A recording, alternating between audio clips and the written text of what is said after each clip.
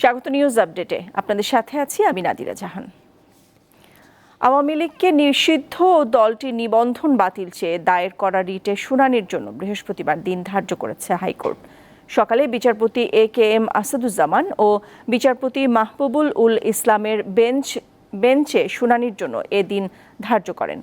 আদালতে রিটের পক্ষে রিটকারী আরিফুর রহমান মুরাদ ভূঁইয়া নিজেই শুনানি করেন।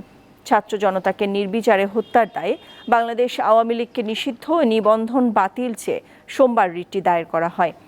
এই রিটে যেসব প্রতিষ্ঠান শেখ হাসিনার নামে রয়েছে সেগুলোর নাম পরিবর্তনও চাওয়া হয়েছে। এছাড়া রিটে দেশ সংস্কারের লক্ষ্যে বর্তমান অন্তর্বর্তী সরকারের মেয়াদ সর্বনিম্ন ৩ বছর চাওয়া হয়েছে।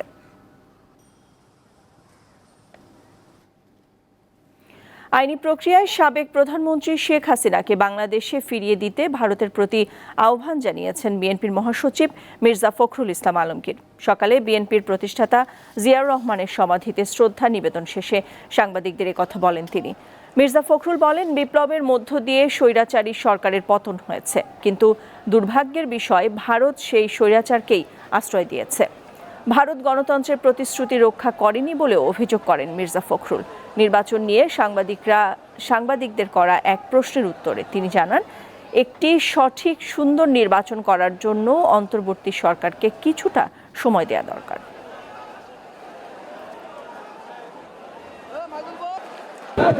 শেখ হাসিনা দেশ ছেড়ে তার জনগণকে ছেড়ে পালিয়ে গেছে। দুর্ভাগ্য আমাদের আজকে পার্শ্ববর্তী দেশ ভারত তাকে আশ্রয় দিয়েছে। ভারত তার যে কমিটমেন্ট টুয়ার্ডস ডেমোক্রেসি এটা ভারত রক্ষা করেছে বলে মনে হয় না। এই ইন্টারিম গভর্নমেন্ট অন্তর্বর্তীকালীন সরকার এসছে, তাদের প্রধান কাজ হচ্ছে নির্বাচন করে জনগণের হাতে, প্রতিনিধিদের হাতে ক্ষমতা তুলে দেওয়া। তবে আমরা মনে করি যে জঞ্জাল আওয়ামী লীগ সরকার সৃষ্টি করে গেছে, সেটাকে দূর করতে অবশ্যই কিছু সময়ের দরকার। বৈষম্য বিরোধী ছাত্র জনতার আন্দোলনকে কেন্দ্র করে এখন পর্যন্ত অন্তত 819 জন নিহত হয়েছে। এর মধ্যে 5 আগস্ট প্রাণ হারান 205 জন, এমন তথ্য জানিয়েছে হিউম্যান রাইটস সাপোর্ট সোসাইটি। এ বিষয়ে আলোচনা করতে আমাদের সঙ্গে বার্তাকক্ষ থেকে সরাসরি যুক্ত হচ্ছেন সহকর্মী আসিফ জামান। আসিফ, আপনাকে স্বাগত জানাচ্ছি। আপনার কাছে জানতে চাই, আপনি তো এই HRSS এর যে রিপোর্ট প্রকাশ অনুষ্ঠান সেখানে উপস্থিত ছিলেন। তারা যে তথ্য দিচ্ছেন 819 জন, এবং আমরা কিন্তু জানি জাতিসংঘ কিছুদিন আগে তথ্য দিয়েছিলেন 600-র বেশি। তারা আসলে এই যে তথ্য দিচ্ছেন সেগুলোর উৎস কী এবং কিভাবে নির্ধারণ করা হয়েছে এই বিষয়ে আমাদেরকে জানাবেন। Nadia, human rights support society যে তথ্য দিয়েছে তারা বলছে যে মূলত এই গণ আন্দোলন শুরু হয়েছিল তার একটি নির্দিষ্ট তারিখ তারা উল্লেখ করেছে, অর্থাৎ 16 জুলাই থেকে শুরু করে, এবং এই তথ্যটি কিন্তু চলমান। তারা বলছে যে এই ঘটনায় যারা আহত হয়েছে, বিভিন্ন হাসপাতালে চিকিৎসাধীন রয়েছেন, তারাও মূলত এখন যারা মারা যাচ্ছেন তাদের তথ্য এখানে সংযুক্ত করা হচ্ছে, এবং সর্বশেষ 18 আগস্ট পর্যন্ত এই তালিকাটি করা হয়েছে এবং সেই পর্যন্ত মূলত এই তথ্যটি দেয়া হয়েছে।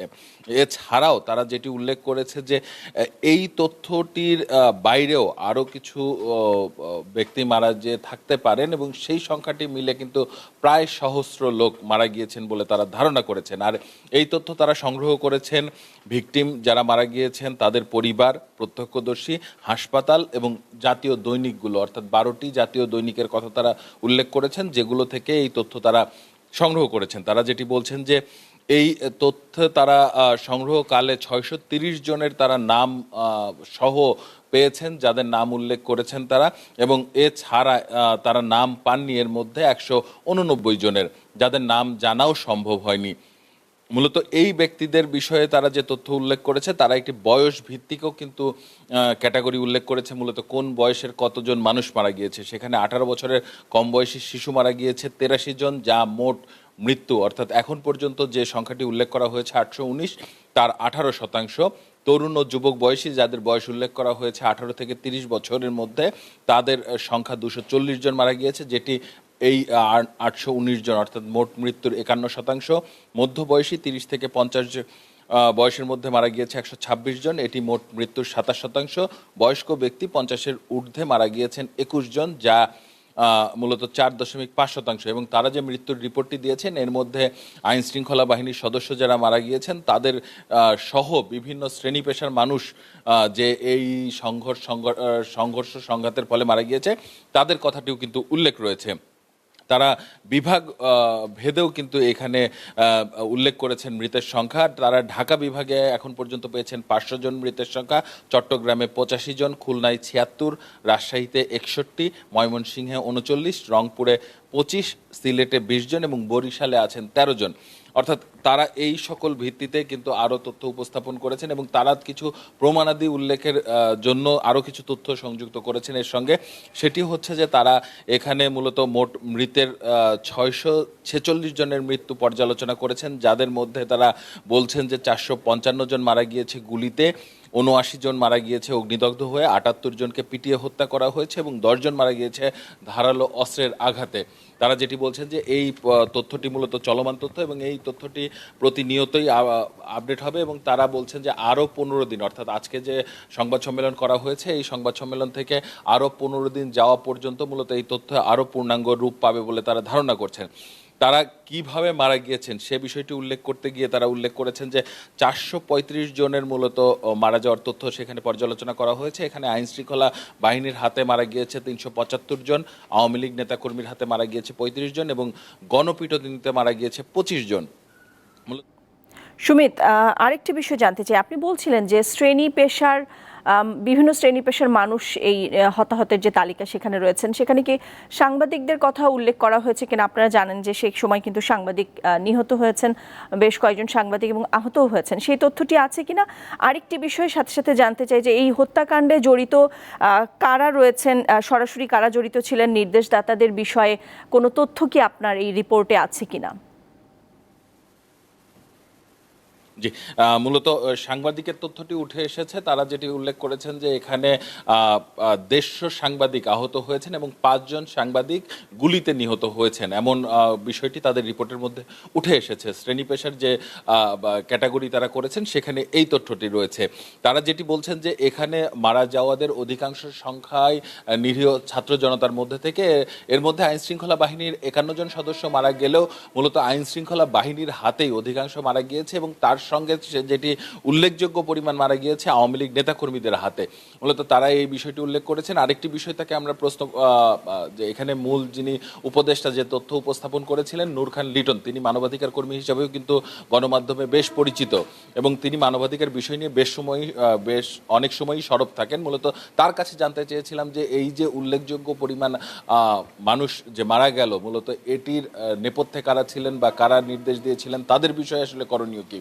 নূর খান লিটন এই বিষয়ে জানিয়েছেন যে মূলত আপনারা জানেন যে স্বৈরাচার পতন আন্দোলনকে কেন্দ্র করেই কিন্তু এই সংঘাত সংঘর্ষের ঘটনা ঘটেছে এবং স্বৈরাচারের সে সময় মূলত তাকে রক্ষা করতে গিয়ে এবং তার নির্দেশ পালন করতে গিয়ে আইন শৃঙ্খলা বাহিনী কে অবস্থান নিতে হয় ছাত্র জনতার বিপক্ষে। মূলত এটি আইন শৃঙ্খলা বাহিনীকে এক ধরনের ঢাল হিসাবে ব্যবহার করা হয়েছে বলে তিনি উল্লেখ করেছেন। তিনি বলেছেন যে চাকরির সূত্রেই কিন্তু আইন শৃঙ্খলা বাহিনীকে সরকারের নির্দেশ প্রতিপালন করতে হয়, সুতরাং আইন শৃঙ্খলা বাহিনীকেই জনগণের প্রতিপক্ষ বানানো হয়েছে এক্ষেত্রে। এছাড়াও যেহেতু আওয়ামী লীগ রাজনৈতিক দল হিসাবে প্রতিষ্ঠিত, সেই রাজনৈতিক দলের কিন্তু নেতাকর্মীরাও রয়েছে এবং তারা মূলত শেখ হাসিনাকে রক্ষার জন্যও কিন্তু সে সময় ছাত্র জনতার বিপরীতে অবস্থান নিয়েছিল এবং সে সময় নূর খান লিটন উল্লেখ করেছেন যে তারা ধারালো অস্ত্র হাতে, লাঠিসোঁটা হাতে এবং এমনকি আগ্নেয়াস্ত্র হাতেও কিন্তু তারা অবস্থান নিয়েছিলেন এবং তাদের আগ্নেয়াস্ত্রের গুলিতে বা আঘাতেও কিন্তু অনেক সাধারণ ছাত্রছাত্রী মারা গিয়েছেন। এটি তার সুমিত, এই বিষয়টি আমি বুঝতে পেরেছি। আমরা যেহেতু নিউজ আপডেটের একদম শেষ পর্যায়ে আছি, আপনার কাছে আরেকটি বিষয় জানার আছে। এই যে হত্যাকাণ্ডের পরিসংখ্যান আপনি দিলেন, সেখানে কি আসলে সঠিক তদন্তের মাধ্যমে হত্যাকাণ্ডের দ্রুত বা সুষ্ঠু বিচার, এই বিষয়ে কি কিছু বলা হয়েছে এই প্রতিবেদনে? জি, এই তথ্যটি আসলে নূর খান লিটন যখন প্রকাশ করেন তিনিও বলেছেন যে সরকারের কাছে এই মুহূর্তে এই ধরনের কোনো আপডেট তথ্য নেই। তারা যে সংগঠন থেকে অর্থাৎ human rights society support society থেকে এটি ঘটনা নিরীক্ষা করছেন এবং তারা দাবি করছেন যে সরকার যদি এই যে হত্যাকাণ্ডটি ঘটেছে এবং সেখানে যে তালিকা রয়েছে সেটিতে একই সঙ্গে হত্যাকাণ্ডগুলো খতিয়ে দেখতেও যদি এই তালিকা সরকার চায় তাহলে তারা দিতে প্রস্তুত রয়েছে। একই সঙ্গে যারা মূলত আইনি আইনি সহায়তা চাবে তাদেরকে আইনি সহায়তা দেওয়ার জন্য এই সংগঠনটি কাজ করে যাবেন। নাদিরা। সুমিতা, আপনাকে ধন্যবাদ। দর্শক, আমাদের সাথে বার্তা কক্ষ থেকে যুক্ত ছিলেন আসিফ জামান। এই ছিল নিউজ আপডেটে। আমাদের পরবর্তী নিয়মিত সংবাদ দীপ্ত সংবাদ 3টায় দেখার আমন্ত্রণ রইল। ধন্যবাদ সবাইকে।